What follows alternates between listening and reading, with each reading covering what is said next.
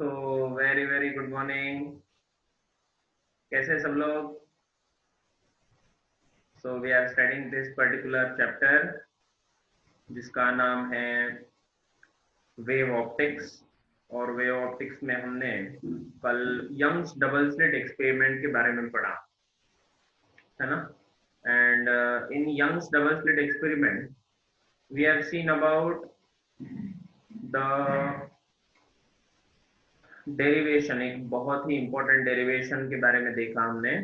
तो आइए आज यहाँ से हम आगे बढ़ते हैं और देखेंगे कि किस तरह से you will get the different formulas for the distance of nth bright band and distance of nth dark band। इसको हमने अब तक देखा है और इसी तरह से आगे बढ़ेंगे और बैंड विड्थ का भी फॉर्मूला आज करेंगे।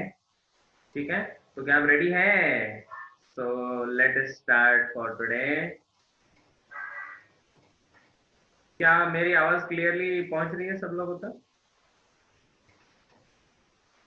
Okay,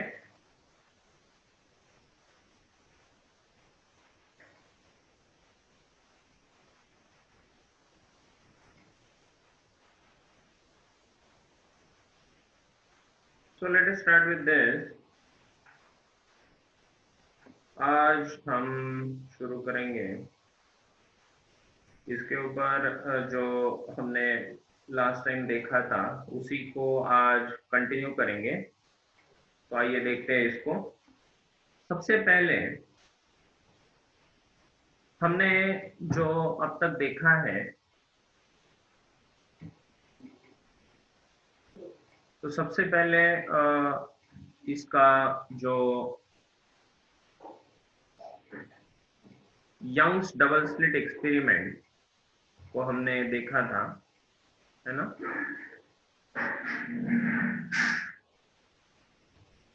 So this is your Young's double slit experiment, and in Young's double slit experiment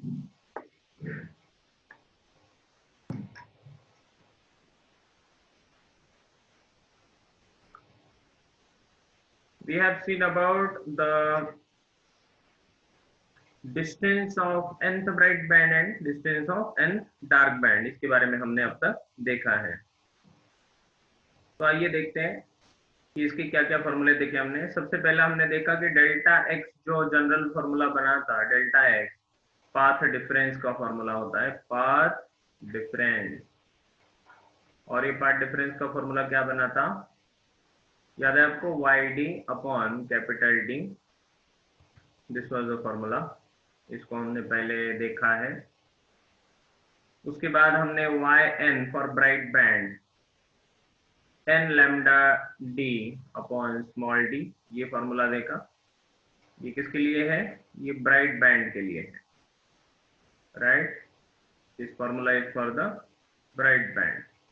and dark band के लिए याद है आपको? तो n minus 1 lambda d upon 2d, this is the formula for the dark band। तो ये सारे फॉर्मूले हमने अब तक देखे हैं, ठीक है? तो अब आज जो हम पढ़ने जा रहे हैं टॉपिक, इसका नाम है बैंडविड्थ। बैंडविड्थ, जिसको बीटा इस नाम से जाना जाता है। सब लोग ध्यान दें, बैंडविड्थ क्या होती है। तो बैंडविड्थ का मतलब होता है कि आपका जो पैटर्न यहाँ पर बना है बेटे, तो आपका बैंडविड्थ कैसे बना है? देखिए, ध्यान दीजिए, ये स्क्रीन है, ठीक है? इस स्क्रीन के ऊपर सबसे मिडल में अगर देखा जाए तो यहाँ पर मिडल में एक बैंड बनता है जिसका नाम है central bright band. Central bright band ये कहाँ पर बनता है? सेंटर में बनता है। फिर यहाँ पर इसी तरह के बहुत सारे बैंड भी बनेंगे, जैसे पहला ब्राइट बैंड B1 बोल देता हूँ, फिर दूसरा ब्राइट बैंड B2 बोल देता हूँ। उसी तरह से दूसरे साइड में भी यही होगा। दूसरे साइड में भी पहला ब्राइट बैंड, दूसरे साइड में भी दूसरा bright band and so on. Correct. उसी तरह ये देखा गया कि इनके बीचों बीच सेंट्रल ब्राइट बैंड के पहले आता है यहाँ पर डार्क बैंड, जिसको बोलेंगे पहला डार्क बैंड, यहाँ पर दूसरा डार्क बैंड, उसी तरह यहाँ पर तीसरा डार्क बैंड, मतलब सॉरी दूसरे साइड वाला पहला ब्राइट बैंड, दूसरे साइड वाला दूसरा dark band and so on. Clear. ये देखा गया कि they are all equidistant from each other, so we write the definition of this. इसका हम डेफिनेशन इस तरह से लिखते हैं कि the distance between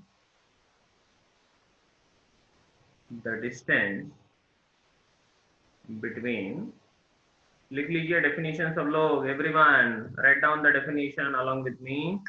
क्या डेफिनेशन है? The distance between any two bright और एनी टू डार्क बैंड्स, या फिर ऐसा लिखेंगे distance between the two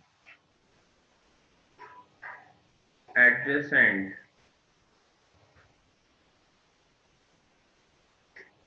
bright और डार्क बैंड्स, ब्राइट और dark bands is called as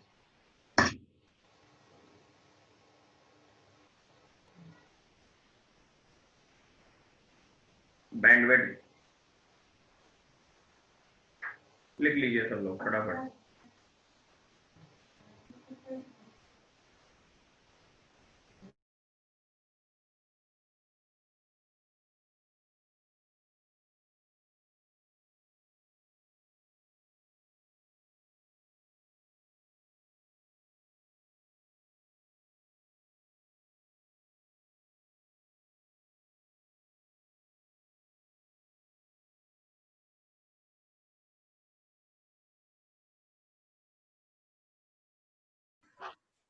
तो सबसे पहले मैं अब बैंडविड्थ ढूंढने के लिए बात करूंगा ब्राइट बैंड।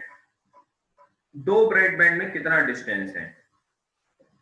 तो हमें ये पता है कि nth ब्राइट बैंड के लिए, फॉर nth ब्राइट बैंड, अगर nth ब्राइट बैंड के लिए हमें डिस्टेंस ढूंढना है तो ये पता है, ये होता है yn equals to n lambda d upon small d, ये फॉर्मूला है। उसके एडजेसेंट वाला बैंड कौन सा रहेगा? इसका एडजेसेंट बैंड कौन सा रहेगा? इसका जो एडजेसेंट बैंड रहेगा, एडजेसेंट बैंड जो यहां पर बनेगा, so adjacent band to it will be y n plus 1 या फिर n माइनस 1, कोई भी एक ले लो। सो y n प्लस 1 होगा इसका एडजेसेंट बैंड। तो y n plus 1 equals to n plus 1, n की जगह क्या आएगा? n प्लस 1, बाकी सब सेम रहेगा, लैम्डा d बाई डी। तो ये डिस्टेंस कहां से है? This is the distance from central bright band. तो nth ब्राइट बैंड का distance n plus 1th bright band के डिस्टेंस से छोटा होगा, कम होगा, है ना। जैसे फॉर एग्जांपल अगर यहां पर आप देखें तो कोई भी एक nth ब्राइट बैंड और n plus 1th bright band ऐसा समझ लो, ठीक है। कहां से? सेंट्रल ब्राइट बैंड से, हाँ। और ऐसे, तो ये दोनों डिस्टेंसेस ऐसे हो जाएंगे। तो एक में से दूसरा अगर माइनस कर देंगे हम तो काम बन जाएगा। ये कौन सा है आपका? ये सेंट्रल ब्राइट बैंड। ये होगा आपका yn प्लस 1 और ये क्या होगा? yn होगा। तो yn प्लस 1 में से yn अगर माइनस हो गया तो आपका बैंडविड्थ आपको मिल जाएगा। तो सिंपल सी बात है। सो बैंडविड्थ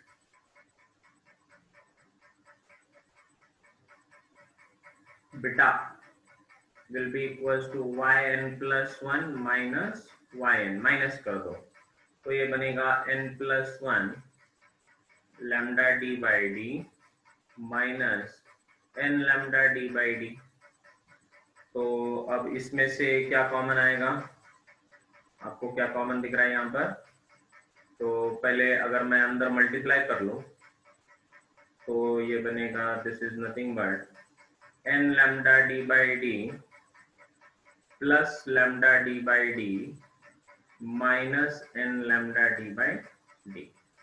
तो ये n lambda D by D cancel दोनों साइड और इसीलिए बीटा इक्वल्स टू बन गया लैम्डा डी बाई डी। ये अपना रिक्वायर्ड इक्वेशन बन गया जिसका नाम है बैंडविड्थ। ये अपने बैंडविड्थ का फॉर्मूला बना lambda D by D. Clear? तो इस तरह से आपको इसको ढूंढना है what is the bandwidth in this case. Clear है ये सबको? ओके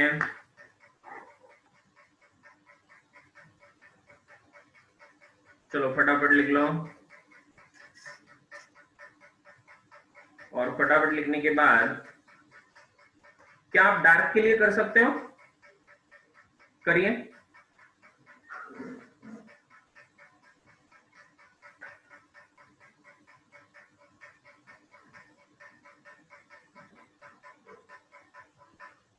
तो आप लोग अभी डार्क के लिए करिए। For dark band you are going to get the same answer, आपको वही आंसर मिलेगा। ठीक है, तो इसीलिए चाहे वो ब्राइट बैंड हो या डार्क बैंड हो दोनों के लिए सेम आएगा। ठीक है, correct? Yes Gayatri, correct. So for dark band also we will say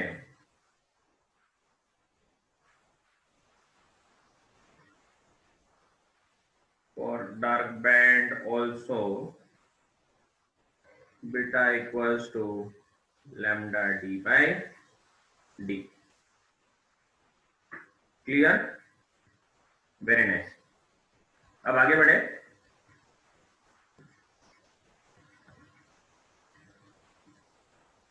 तो डार्क बैंड के लिए जब इस तरह से हम कह रहे हैं तो अब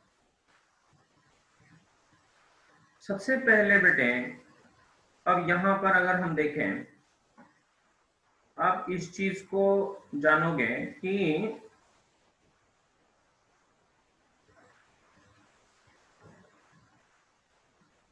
यहां पर हमारे जो दो स्लिट्स हैं वो यहां पर बने हुए हैं। तो मान लो कि ये दो स्लिट्स है यहां पर बने हुए हैं। ठीक है, तो यहां पर मैं दो स्लिट्स को बना रहा हूं। एक स्लिट यहां पर है और एक स्लिट यहां पर है।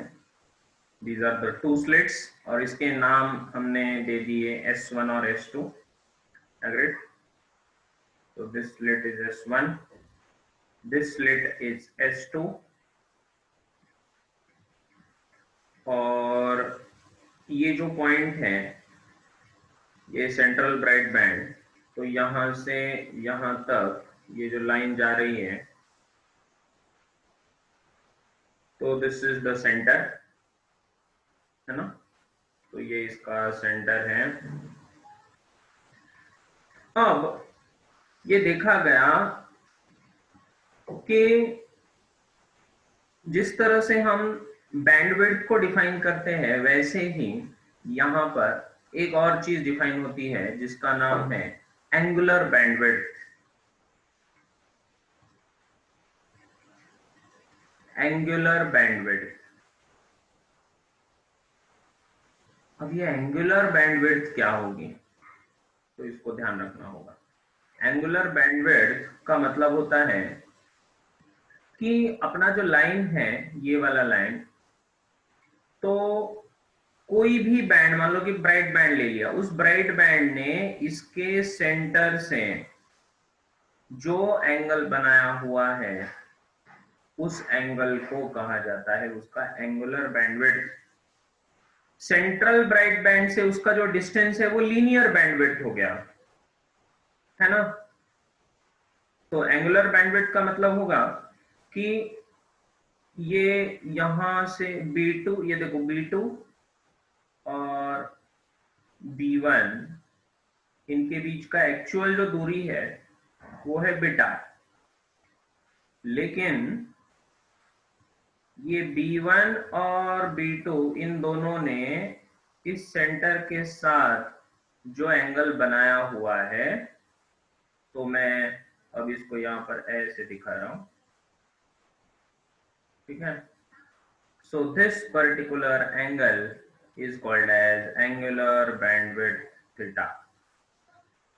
ओके, तो हम लिख सकते हैं what is angular bandwidth? The angle subtended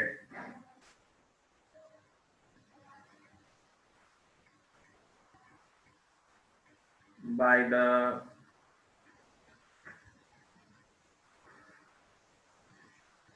distance between adjacent bright or dark bands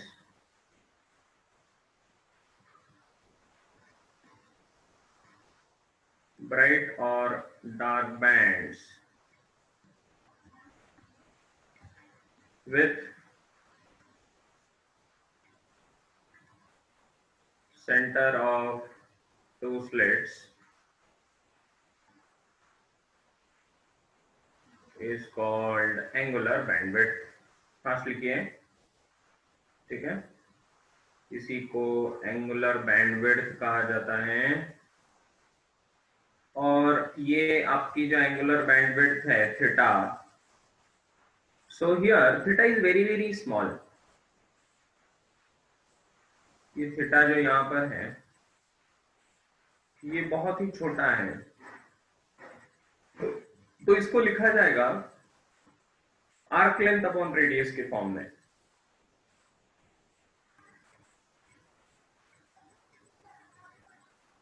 arc length upon radius, तो ये थीटा आर्क लेंथ यहां पर जो होगा वो होगा बीटा, और जो रेडियस है, ये डिस्टेंस जो है वो अप्रोक्सीमेटली हमने पहले ही ले लिया है, वो डिस्टेंस हमने पहले कंसिडर कर लिया था, कितना, कैपिटल डी, यही तो है वो capital D, distance between the slits and the screen. तो इसका मतलब ये एंगुलर बैंडविड्थ का फॉर्मूला आएगा linear bandwidth divide by D. Okay, तो ये फॉर्मूला बन गया। बीटा मतलब क्या है, लीनियर बैंडविड्थ है। ओके, सो एंगुलर बैंडविड्थ का फॉर्मूला बना linear bandwidth divide by D. So ये फॉर्मूला हमें याद रखना होगा, राइट।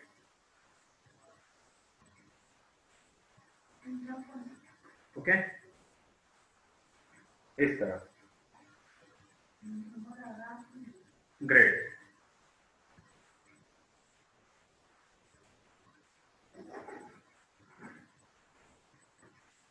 इसी को आगे भी हम लिख सकते हैं कि बीटा का वैल्यू हमें पता है n lambda D by D होता है, मतलब लैम्डा डी बाई डी होता है।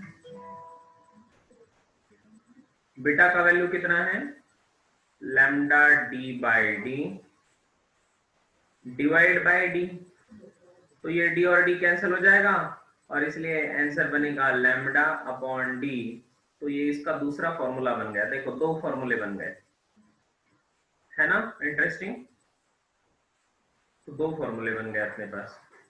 एक फॉर्मूला बना था बीटा बाई डी, दूसरा फॉर्मूला बना lambda by D. Beta upon capital D, where d is the distance between the slits and screen, और लैम्डा बाई डी एक नया फॉर्मूला बना एंगुलर बैंडविड्थ का, जिसमें लैम्डा क्या है, वेवलेंथ है, और स्मॉल डी क्या है? Distance between the two slits. Small D क्या है? Distance between the two slits है। ठीक है, सो S1 और S2 के बीच डिस्टेंस है आपका स्मॉल डी, इस तरह। ठीक है, तो इसको हमें ध्यान रखना है। ये हो जाएगा आपका formula for the angular bandwidth. Angular bandwidth का ये फॉर्मूला बनेगा। तो ये दोनों फॉर्मूले याद रखने हैं आपको एंगुलर बैंडविड्थ के। क्लियर?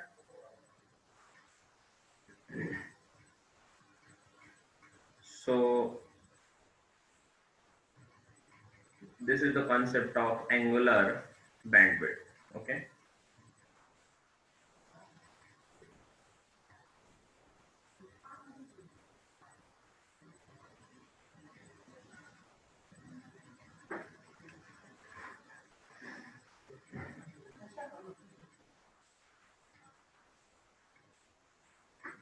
अब इसी में आगे एक कॉन्सेप्ट आएगा।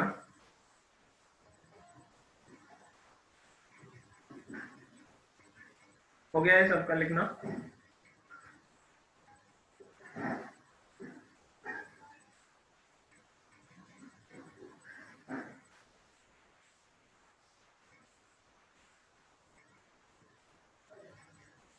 इसी में आगे एक कॉन्सेप्ट आता है जिसको कहेंगे एंगुलर सेपरेशन।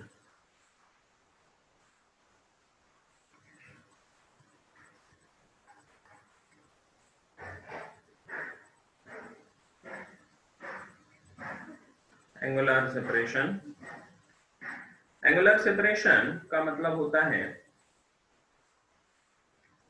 कि जब आपका कोई भी बैंड का लीनियर डिस्टेंस आपको पता है yn, है ना, तो yn का कितना एंगल यहाँ पर सबटेंडेड है, वो एंगल, टोटल एंगल, वो कहा जाएगा एंगुलर सेपरेशन। जैसे फॉर एग्जांपल ये B2 है, इस B2 को ध्यान से देखो, ये B2 है ना, इस B2 ने इसके सेंटर से यहाँ पर कितना एंगल बनाया हुआ है, तो ये पूरा एंगल, ये पूरा angle, this will be called as the angular separation।